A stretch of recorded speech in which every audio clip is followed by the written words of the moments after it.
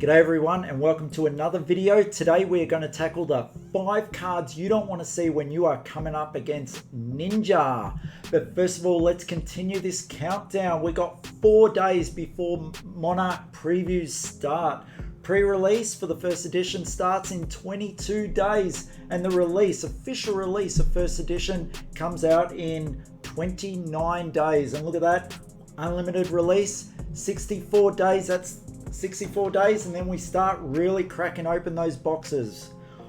Whew, I'm pretty excited about it, as you can see. Let's get on to talking about the 5 Ninja cards that I've selected that I feel that people don't want to see come up. And as you can see, the first one we're looking at is Heron's Flight. So it's a combo card, so you can use your arm equipment with it.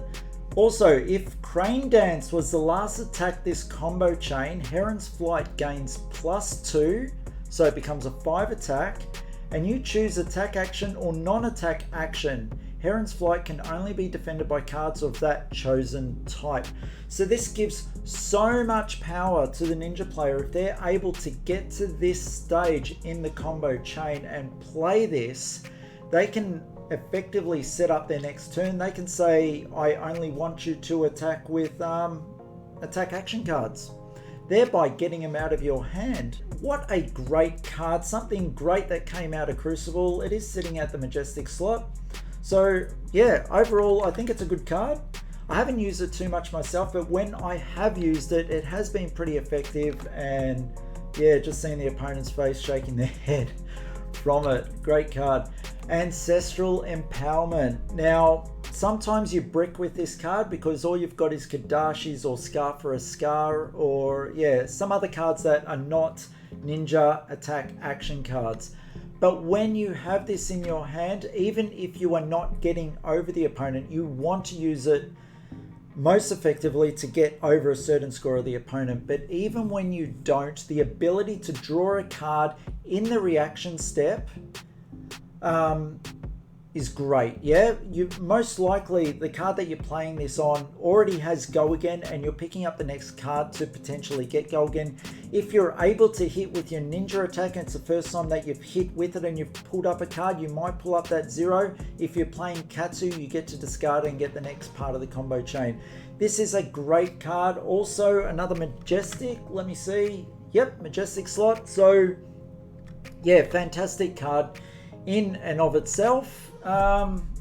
It's also a 0 as well. There's many times that I've had to pitch this for Katsu's ability, usually on attacks which were not Ninja actions, which I've got Go Again and I go to look for another card in order to play that turn just to keep the pressure up. It is a great pressure card. So what's the next one I've got on? It's Flick Flack. Many people are calling for this to be banned or limited or something, mainly due to Blitz. I don't think it affects Classic Constructed as much, but if the next card you defend with this turn is a card with combo, it gains +2 on the defense. This one's blocking for 4, yellow for 3, blue for 2. Great in the format of Blitz. You get all 6 of them in your deck and you've got a pretty effective deck that allows you to be blocking for 5 usually on the second attack. In Classic Constructed, look, I've played this on and off quite a bit. Tried to use it more against Warrior and potentially Guardian if I need to fill out the deck even more, depending if I think they're going to deck me out or not. Look, overall it's a very strong card at the moment in standard play, and honestly opponents don't like seeing this card played if they're playing their Go Again actions. You know, if you're playing Guardian or some other tool deck, maybe a Viserai, doesn't affect you as much. But for anyone that's wanting to go again or go wide for some reason, this card really does throw a spanner in the works, especially to other Ninja players trying to play off Mask. Now just remember, like, we're not going to see Mask and Momentum or anything in these cards. These are cards that are played, yeah, not cards that you hate to see hit a table like at the start of a game and see your opponent with a Mask and Momentum. That's why those cards are not in here. These are cards that are played, and that's what these lists are made up of. Alright, now I've got Head Jab in there mainly as a stand-in card for any of the cards that start a combo chain, okay? Because you don't know whether to block it or not. Do they have the next part of the chain in their hand? And by blocking this card, are you weakening yourself for what's coming up? But if you don't block for this and they are playing Katsu, they could potentially have a 0 in their hand that they're willing to throw out in order to play the next block of the chain. So usually I find that people are not blocking this first attack. But you hate seeing it hit the table because you know they've got go again, and you know that next attack is normally coming through for about 4 or 5. It's going to potentially, if you don't have a defensive card in your hand, it's going to probably be a 2-card block if you're looking to have them not get benefits from that second one. So for Head Jab, unfortunately, it's Open the Center, a 2-cost, and it's Dominate.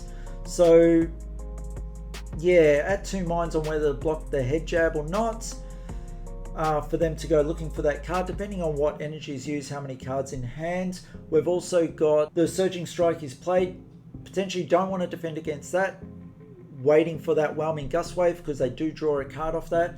And then you've got the Kick. Whether you block it or not, the second one's going to be doing around about 5 damage, maybe even 6. So yeah, it really is hard playing against Ninja when they open up one of their combo lines.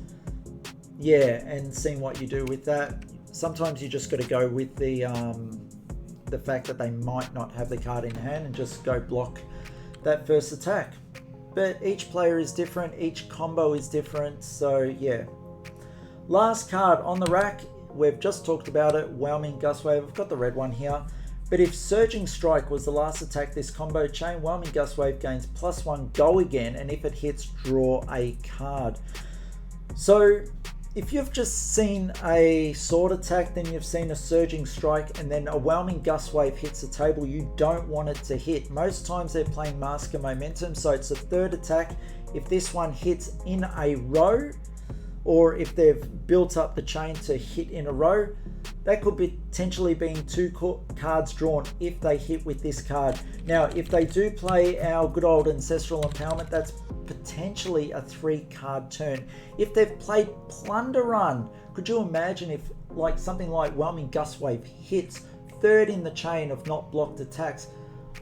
That's just a crazy turn, and you just can't block against it. So I feel that this is a card that provides a lot of pressure. You know, it is open for Razor Reflex as well. So I feel it is quite a scary card to come up against. So they're my 5 cards that you hate to see when coming up against Ninja. Heron's Flight, Ancestral Empowerment, Flick Flax, any of the starting combos, and Whelming Gust Wave if after Surging Strike. That's my list. Tell me what you think about the cards I've chosen, any that I've missed, and look forward to seeing you on the much expected video coming up next. Warrior, will Route be in the card list? I don't know. We'll just have to wait and see. Catch you all. Thank you for watching the video, and see you on the next one. See you all.